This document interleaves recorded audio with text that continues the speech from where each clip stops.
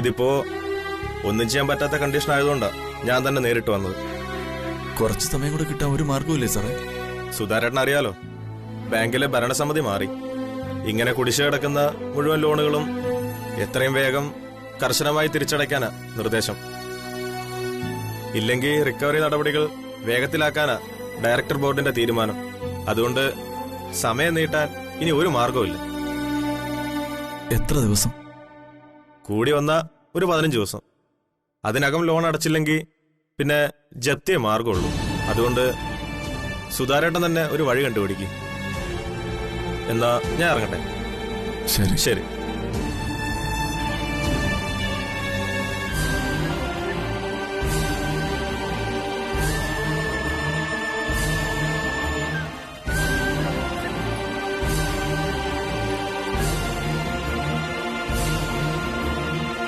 എന്തായി? ഒരു രക്ഷയില്ല. ബാങ്കുകാരാകെ കടുംപിടുത്തത്തില്ല.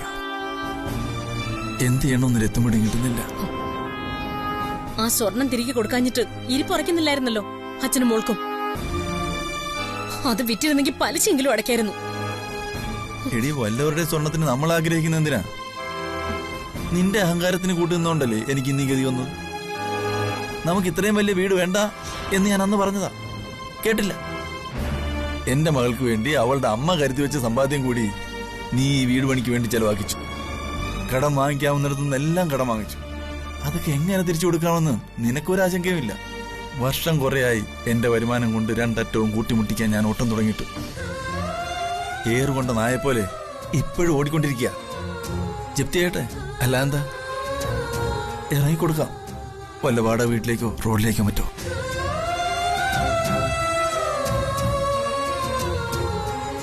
ഞാനല്ല, ദാ നിങ്ങളുടെ ഈ പുന്നാര മോള എല്ലാത്തിനും കാരണം. ഇവൾ അമരാവതിയിലെ മരുമകളായിരുന്നെങ്കിൽ നമുക്ക് ഈ ഗതി വരില്ലായിരുന്നു. ഈ കടങ്ങളെല്ലാം ഡീക്ക് വീട്ടിയനെ. കുടുംബത്തിന്റെ അവസ്ഥ നോക്കാതെ അവിടുന്ന് ചാടിപ്പോന്നത് ഇവളല്ലേ. അതുകൊണ്ട് ഇവളോട് തന്നെ ചോദിക്കും ഇനി എന്ത് ചെയ്യണോന്ന്.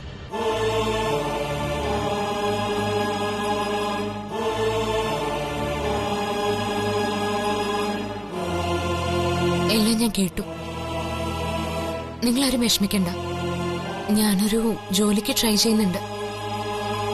അത് കിട്ടിക്കഴിഞ്ഞാ എല്ലാ കടങ്ങളും ഞാൻ തന്നെ തീർക്കും. എന്റെ അനിയത്തിയുടെ കല്യാണവും നടക്കും. ദാണ്ട കിടക്കുന്നു. ഇനി നിനക്കൊരു ജോലിയും കിട്ടി 3/4 ശമ്പളവും കിട്ടിയിട്ട് എന്തോ ചെയ്യാനാ? അതുവരെ ബാങ്കുകാർ കാത്തു നിൽക്കോ?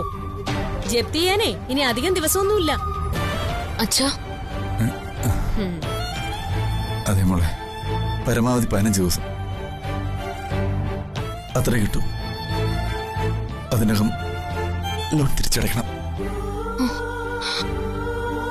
മോള് വിഷമിക്കണ്ട. ഇതൊന്നും മോടെ കുറ്റമല്ല. അച്ഛന്റെ അടുത്തത്തിന് കിട്ടിയ ശിക്ഷയാ. സാരമില്ല, നമുക്ക് ഈ വീടങ്ങ് വയ്ക്കാം. 15 ദിവസത്തിനകം അതെങ്ങനെയെങ്കിലും സാധിക്കാൻ പറ്റുമെന്ന് അച്ഛനൊന്ന് നോക്കട്ടെ. അച്ഛൻ ഒറ്റയ്ക്കായിരുന്നേ കുഴപ്പമില്ലായിരുന്നു. ഇതിപ്പോ പ്രായപൂർത്തിയായ നിങ്ങൾ 2 പെൺമക്കള്. അച്ഛനെ നിങ്ങളെ വഴിയിലാക്കാൻ പറ്റില്ലല്ലോ.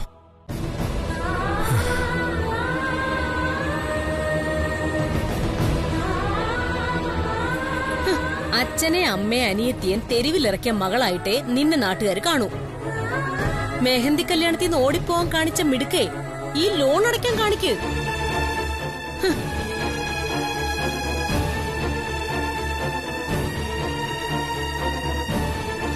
ഡി, നീ ഒന്നോർത്തു. ഇവിടുന്ന് തെരുവിലേക്ക് ഇറങ്ങേണ്ടി വന്ന നിന്റെ അച്ഛനും അനിയത്തിക്കും വേഷം കലക്കി കൊടുക്കും ഞാൻ.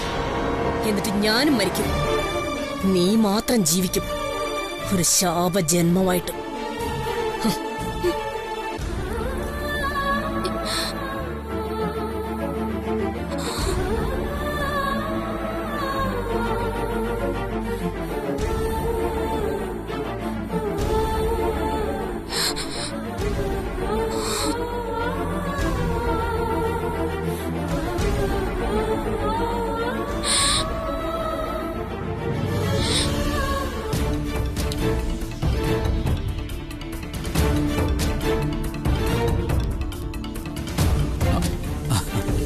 ചായ.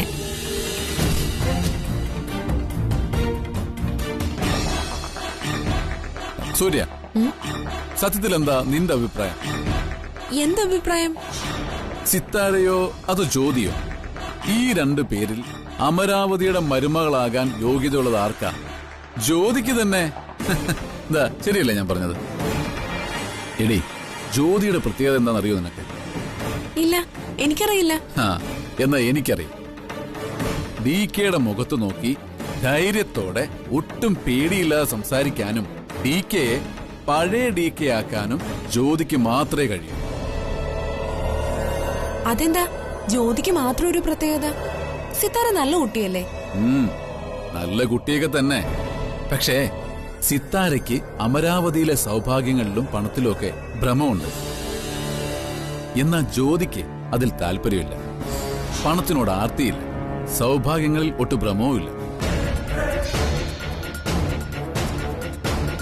ഇതൊക്കെ നിങ്ങൾക്ക് എങ്ങനെ അറിയാം?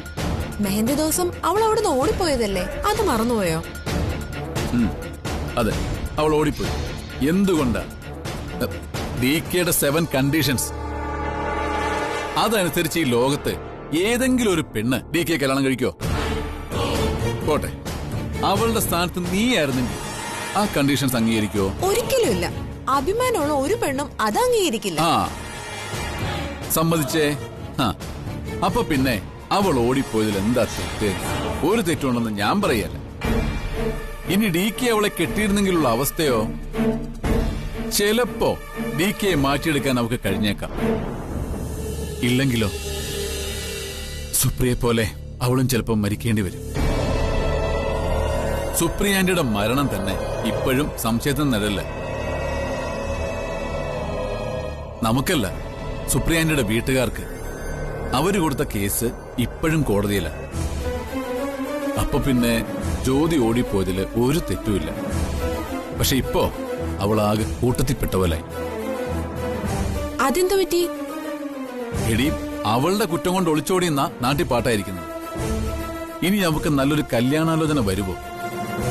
DKയുമായി കല്യാണം മുടങ്ങിയൊരു പെണ്ണിനെ വേറെ ആരെങ്കിലും വന്ന് കെട്ടുവോ? അവൾ ആകെ പെട്ടു എന്ന് പറഞ്ഞാ മതിയല്ലോ. അവിനാശിനെ ഇത് എങ്ങനെ മനസ്സിലായി? എടി, ഞാനൊരു പോലീസുകാരനല്ലേ. നാട്ടിൽ നടക്കുന്നതൊക്കെ അറിയാൻ അധികം പ്രയാസമൊന്നുമില്ല. ആ പെണ്ണിനെ സ്വഭാവത്തിൽ ചെയ്യുന്ന തരത്തില നാട്ടുകാർ കഥകൾ പറഞ്ഞു നടക്കുന്നത്. അങ്ങനെയാണെങ്കിൽ അവക്ക് മെഹന്തിക്ക് വരാതിരിക്കാമായിരുന്നില്ലേ? ഇവിടെ വന്നിട്ട് ഒളിച്ചോടി പോകുന്നതിനേക്കാൾ അതായിരുന്നില്ലേ നല്ലത്? അവളൊരു പാവം പെൺകുട്ടിയല്ലേ സൂര്യ. ഇവിടെ വന്നു കഴിഞ്ഞപ്പോഴായിരിക്കും ഇതൊക്കെ ആലോചിക്കുന്നത്. അതോട് ഓടിപ്പോൻ തീരുമാനിച്ചായിരിക്കും. ഇനി അവക്ക് ഈ ജന്മം പേരുദോഷം മാറില്ല. അവളെപ്പോലും നല്ല പെൺകുട്ടിയെ ഇനി DK കിട്ടാനും പോകുന്നില്ല.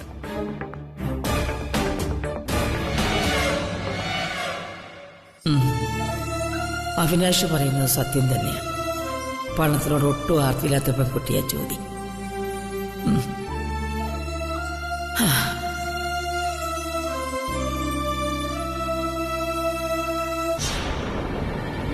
പത്മാവതി അമ്മയുടെ മനസ്സിൽ ഇപ്പൊ തീ പിടിച്ചിട്ടുണ്ടാവും. ഇനി വേണ്ടത് അവര് തന്നെ ചെയ്തോളൂ.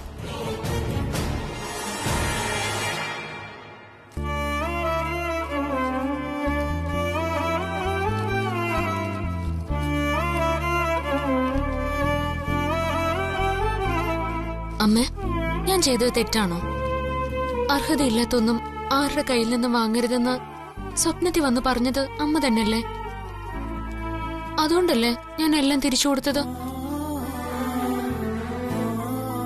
അമ്മ പറഞ്ഞ് ഏൽപ്പിച്ചിട്ട് പോയ കാര്യങ്ങളാ അച്ഛൻ കുട്ടിക്കാലം മുതലേ എന്നെ പഠിപ്പിച്ചതെല്ലാം. അതൊക്കെ എനിക്ക് നല്ല ഓർമ്മയുണ്ട്.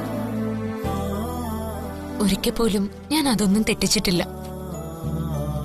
അമരാവതിയിലെ ആ മൂത്ത മരുമക്കളുണ്ടല്ലോ, 3 നല്ല കാഞ്ഞ വിത്തുകളാ. അത് കൊണ്ടുകൊടുത്തപ്പോഴേ എന്നോട് വഴക്കിന് വന്നിരിക്കുന്നു. ഞാൻ വിട്ടുകൊടുക്കോ? അമ്മയുടെ അല്ലേ മോള്, എന്നോടാ കളി. അതെ, ഞാൻ അമ്മയുടെ ഒരു രഹസ്യം പറയട്ടെ. ദേ, ആരോടും പറഞ്ഞേക്കല്ലേട്ടോ. മമ്മി സ്വർണ്ണം എടുത്ത് അരിക്കാലത്തിൽ ഒളിപ്പിച്ചിരിക്കായിരുന്നു. അച്ഛനാണെങ്കിൽ അത് കണ്ടുപിടിക്കുകയും ചെയ്തു. മമ്മിക്കൊരു അടി കിട്ടിയെന്നാ തോന്നുന്നേ. മുറിക്കകത്തുനിന്നേ പടക്കം പൊട്ടുന്ന പോലെ ഒരു ശബ്ദം കേട്ടായിരുന്നു.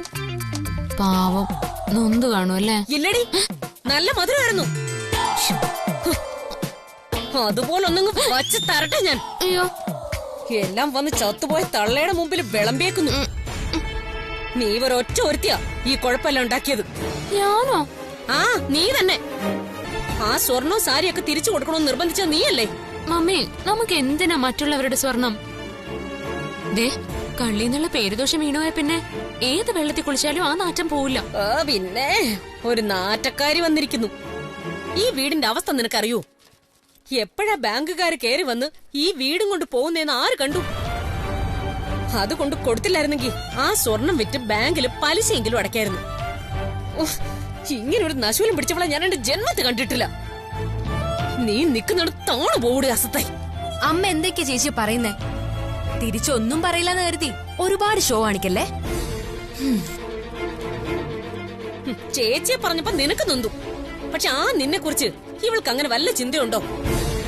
ഉണ്ടായിരുന്നെങ്കിൽ ഇവളെ തോന്നിവാസം കാണിക്കുമായിരുന്നോ? ചേച്ചിയുടെ സ്ഥാനത്തിന് ഞാനായിരുന്നെങ്കിലും ഇങ്ങനെയൊക്കെ തന്നെ ചെയ്യുമായിരുന്നു. ആരാന്റെ പറമ്പില് പുല്ല് കണ്ടിട്ട് പശുവിനെ വളർത്തല്ലേ അമ്മേ? ചേച്ചി ഒന്ന് വന്നേ. എന്താടി? ചേച്ചിയെ കാണാനേ ഒരാള് വന്നിട്ടുണ്ട്. ആരാ? അതൊക്കെ താഴെ വരുമ്പോ കാണാം. വാ ചേച്ചി വന്നേ.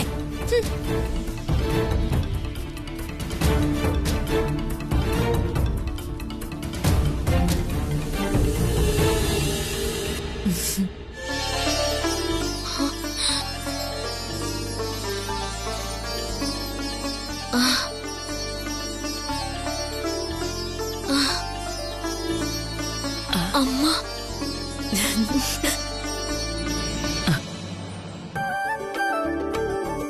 അമ്മേ, അമ്മ എന്താ ഇവിടെ? നിന്നെ കാണാൻ. ഒള്ളി സീയോ? എന്നെ കാണാനോ? അല്പം മുമ്പല്ലേ നമ്മൾ കണ്ടുപിരിഞ്ഞത്? Yes, what not good. ഒരു നല്ല കണ്ടീഷനിലല്ലോ നമ്മൾ കണ്ടതും പിരിഞ്ഞതും ഒക്കെ. അതുകൊണ്ടാ ഞാൻ മോളെ കാണാൻ ഇങ്ങോട്ട് തന്നെ വന്നത്. അമ്മ വിളിച്ചപ്പോ ഞാൻ വരാതിരുന്നത് മനഃപൂർവ്വമല്ലാട്ടോ. I know. എന്റെ വീട്ടിലേക്ക് വരാനല്ലേ മോക്ക് പ്രയാസമുള്ളൂ. മോടെ വീട്ടിലേക്ക് വരാൻ എനിക്കറിയാൻ അനുവാദം വേണ്ടല്ലോ. ഞാൻ ഇങ്ങോട്ട് വന്നതിൽ മോക്ക് വിരോധം ഉണ്ടെന്നും എനിക്ക് തോന്നുന്നില്ല. അയ്യോ, വിരോധോ? എനിക്കതിൽ സന്തോഷമല്ലേ ഉള്ളൂ, അല്ലേ? അമ്മയ്ക്ക് കുടിക്കാൻ എന്താ വേണ്ടത്? ചായയോ കാപ്പിയോ? ഏതാ നമ്മുടെ ഫേവറേറ്റ്? ഇന്ന് എനിക്ക് ചായയും കാപ്പി മാത്രം പോരാ. അയ്യോ, അമ്മ ഇപ്പൊ വന്നു. ഞാൻ ഇപ്പൊ വന്നേ ഉള്ളൂ. ഞാൻ വന്നപ്പോഴേ പ്രിയമോള് പുറത്തുണ്ടായിരുന്നു. അവളാ എന്നെ ഇവിടെ കൊണ്ടിരുത്തിയത്. അശലതേ, ഇവിടെ കൈകൊണ്ട് വിളമ്പി തന്ന ചോറും കഴിച്ചിട്ടേ ഞാൻ ഇവിടുന്ന് പോകത്തുള്ളൂ. നിങ്ങളെപ്പോലുള്ളവര് ഞങ്ങളുടെ വീട്ടിൽ നിന്ന് വല്ലതും കഴിക്കുവോ? Why not? I am very very happy. അല്ല, വച്ചുണ്ടാക്കിയത് ഞാനാണേ, അവളല്ല. അതിനെന്താ, ജ്യോതിമോടെ കൈകൊണ്ട് വിളമ്പി തരുന്ന ഇത്തിരി ഭക്ഷണം കഴിക്കണമെന്ന് എനിക്കൊരാഗ്രഹം. എന്നാ പിന്നെ നിങ്ങൾ സംസാരിച്ചിരിക്കെ, ഞങ്ങളൊന്ന് അടുക്കളയിലേക്ക് ചെല്ലട്ടെ. നീ വാടി. ബേട്ടി, അമ്മ വന്നത് മോളോട് ക്ഷമ ചോദിക്കാനാ. എന്നോട് ക്ഷമ ചോദിക്കാനോ? അയ്യോ, അമ്മ ഇങ്ങനെ പറയുന്നത് പോലും എനിക്ക് സങ്കടാ. അല്ലെങ്കിൽ തന്നെ എന്നോട് ക്ഷമ പറയാന് മാത്രം ഇപ്പൊ ഇവിടെ എന്താ ഉണ്ടായേ? എന്റെ മരുമക്കൾ നിന്നോട് മോശമായി ബിഹേവ് ചെയ്തില്ലേ? മൈ സൺ, അവൻ നിന്നെ ഷൗട്ട് ചെയ്ത് ഇറക്കി വിട്ടില്ലേ? അതൊക്കെ വലിയ തെറ്റായിപ്പോയി മോളെ. അല്ലമ്മേ, ഇതൊക്കെ ഞാൻ അർഹിക്കുന്ന തന്നെയാ. സത്യത്തിൽ DKയോട് തെറ്റ് ചെയ്തത് ഞാനല്ലേ? അമ്മയ്ക്കും കുടുംബത്തിനും ഞാൻ കാരണം എത്ര വലിയ അപമാനം ഉണ്ടായേ. അതിന് ഞാനാ അമ്മയുടെ കാല് പിടിച്ച് ക്ഷമ ചോദിക്കേണ്ട. മോളെ, എനിക്ക് നിന്നോട് ഒരു കാര്യം മാത്രമേ ചോദിക്കാനുള്ളൂ. അന്ന് അവള് ഓടിപ്പോയത് നിന്റെ മാത്രം കുറ്റമാണെന്ന് ഞാൻ വിചാരിക്കുന്നില്ല. ആരാ നിന്നെ അതിനെ പ്രേരിപ്പിച്ചത്? ആ കുറ്റം ചെയ്തതിന്റെ പൂർണ്ണ ഉത്തരവാദിത്വവും എനിക്ക് മാത്രമേ.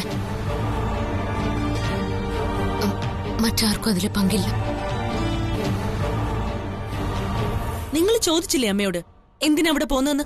അതെങ്ങനെയാ? ഒരുങ്ങി ഇറങ്ങി ഒറ്റ പോക്കല്ലായിരുന്നു. ചോദ്യം നമ്മൾ അധിക്ഷേപിച്ചെന്നാ അമ്മയുടെ നിലപാട്. അതല്ലാന്ന് ഞാൻ എത്ര പറഞ്ഞിട്ടും അമ്മ കേട്ടില്ല. DKക്ക് അവളെ കൺമുന്നിൽ കാണുന്നത് പോലും ചതുർത്ഥിയാ. അത് വകവയ്ക്കാതെയാ അമ്മ പോയത്. നിങ്ങളിത് DKയോട് പറഞ്ഞില്ലേ? പറഞ്ഞു, പക്ഷെ കമാന്നൊരു അക്ഷരം മിണ്ടിയില്ല. അമ്മ ആയതുകൊണ്ടായിരിക്കും DK ഒന്നും മിണ്ടാത്തെ. നമ്മൾ ആരെങ്കിലും ആയിരുന്നെങ്കിൽ DK ഇവിടെ മറിച്ചു വെച്ചേനെ. അമ്മയ്ക്ക് അവളോട് ആദ്യം മുതലേ ഒരു സിമ്പതി ഉണ്ട്. ഇപ്പോ അത് കുറച്ചുകൂടി കൂടി കാണും. എന്തായാലും അവിടെ പോയി അവളുടെ സൽക്കാരം സ്വീകരിച്ച് തിരിച്ചു വരട്ടെ. അമരാവതിയിലെ പത്മാവതി അമ്മയോട് ഇതുവരെ ആരും എതിര് പറഞ്ഞിട്ടില്ല. പക്ഷേ ഇത് ചോദിച്ചേ പറ്റൂ.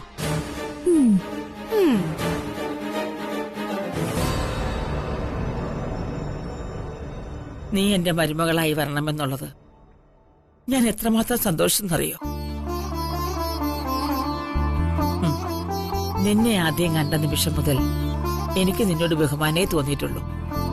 ഒരു പെണ്ണെന്ന നിലയിൽ നിന്നെ കുറിച്ച് അഭിമാനമായിരുന്നു ഈ അമ്മയ്ക്ക്. എന്റെ മകൻ പറഞ്ഞ ആ 7 കണ്ടീഷൻസ്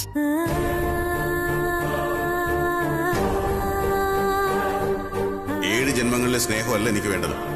പകരം എന്റെ 7 നിബന്ധനകൾ നിങ്ങൾ അംഗീകരിക്കണം. അതിന് നീ പ്രതികരിച്ച ആ രീതി എനിക്ക് അന്നേ ഇഷ്ടപ്പെട്ടു. സ്ത്രീകളെ കുറിച്ച് താൻ എന്ത് അഹങ്കാരത്തോടെയാ സംസാരിച്ചത്? തന്റെ മുഖത്ത് നോക്കി 4 വർത്താനം പറയണോന്നേ അന്നേരം തന്നെ ഞാൻ വിചാരിച്ചതാ. സ്ത്രീ ആരുടെ അടിമയൊന്നുമല്ല. യഥാർത്ഥ പെണ്ണിനെ താൻ ഇതുവരെ കണ്ടിട്ടില്ല. അതുകൊണ്ടാ താൻ ഇത്ര അഹങ്കാരത്തിൽ ഇവിടെ അങ്ങ് വിളമ്പിയത്. നീ അന്ന് പോരുമ്പോൾ പറഞ്ഞ ഓരോ വാക്കുകളും എന്നെ അതിശയിപ്പിച്ചു. ഭാര്യയെന്ന് വെച്ചാൽ ആരാന്നാടോ തന്റെ വിചാരം? റോബോട്ടോ? ജോലിക്കാരിയോ? ഷോപ്പീസോ? അതോ വെറും കല്ലോ? അഭിമാനമുള്ള എന്നെ പോലെ ഏതെങ്കിലും ഒരു പെണ്ണിനോടാണ് താനിത് പറഞ്ഞിരുന്നെങ്കിൽ അവളുടെ കൈ തന്റെ കർണത്ത് പതിഞ്ഞാന്. ആർക്കു മുന്നിലും തോറ്റു കൊടുക്കാത്ത എന്റെ മോൻ, എല്ലാവരും ഹിറ്റ്ലർന്ന് വിളിക്കുന്ന പരുക്കൻ, നിന്റെ മുന്നിൽ മാത്രം അവൻ പലപ്പോഴും തോറ്റു. റോബോട്ടിനെ പോലൊരു ഭാര്യയെ പണം കൊണ്ട് വിലയ്ക്ക് വാങ്ങാന്ന് കരുതിയ അവന്റെ അഹങ്കാരത്തിന് ഏറ്റ അടിയായിരുന്നു നീ. പണത്തിന്റെ അഹങ്കാരം വെച്ച് എന്നോട് പെരുമാറിയ അതിന് പുല്ല് വില പോലും ഞാൻ കൽപ്പിക്കില്ല. കേട്ടോടോ ഹിറ്റ്ലറെ? Mind it. അവന്റെ മനസ്സിൽ ഒരു വിലയും കൽപ്പിക്കാത്ത നിന്റെ മനോഭാവം അവനെ തോൽപ്പിച്ചു. നിന്നെ കുറിച്ച് എന്നോട് മാത്രം കുറച്ച് നല്ല വാക്കുകൾ പറഞ്ഞു. അതിന് മറ്റൊരു കാരണം കൂടി ഉണ്ടായിരുന്നു. സുപ്രീം നിന്നെപ്പോഴും തന്നെയായിരുന്നു. സംസാരവും പെരുമാറ്റവും എന്തിനും സ്വന്തമായ അഭിപ്രായങ്ങളും എല്ലാം നിന്നെ പോലെ അവക്കും ഉണ്ടായിരുന്നു. എന്റെ മകന്റെ ഭാര്യയായിട്ട് മനസ്സുകൊണ്ട് ഞാൻ നിന്നെ സ്വീകരിച്ചു. അമരാവതിയുടെ മരുമകളായി നിന്നെ നിലവിളക്ക് തന്ന് സ്വീകരിക്കാൻ ഞാൻ കാത്തിരിക്കുമ്പോഴാ അന്ന് നീ ഒളിച്ചോടിപ്പോയത്. ഞാൻ പറയട്ടെ, നിനക്ക് പകരം അവൻ വേറൊരുത്തിയെ കെട്ടാൻ തീരുമാനിച്ചു. പക്ഷെ ആ തീരുമാനത്തിൽ തകർന്നു പോയത് ഈ ഞാനാ. നിനക്ക് പകരം സിതാരയെ സങ്കല്പിക്കാൻ പോലും എനിക്ക് കഴിയുന്നില്ല. ഞാനൊന്ന് ചോദിക്കട്ടെ, മെഹന്തി ദിവസം തിരിച്ചു വന്നപ്പോ നീ പറഞ്ഞു, ഞാൻ ചോദിച്ചില്ല. പക്ഷെ ഇപ്പൊ ചോദിക്കുന്നു, എന്തിനാ എന്റെ മോളെന്ന് വിളിച്ചോടിപ്പോയത്?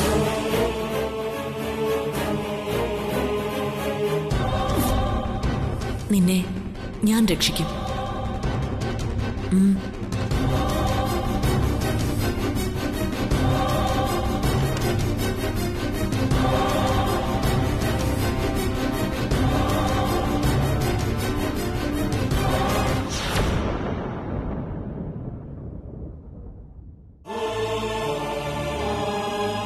സത്യത്തിൽ അമ്മയോട് എങ്ങനെ പറയണമെന്ന് എനിക്കറിയില്ല. പക്ഷെ ഒന്ന് ഞാൻ പറയാം. എല്ലാവരും കരുതുന്ന പോലെ ഒരു മനസാക്ഷി ഇല്ലാത്തവനല്ല അമ്മയുടെ മോൻ. ദുഷ്ടനുമല്ല. അതെനിക്ക് മനസ്സിലായത് അന്ന് ഹോസ്പിറ്റലിൽ വെച്ച എന്റെ അനിയത്തി മരിക്കാൻ കിടക്കുമ്പോ.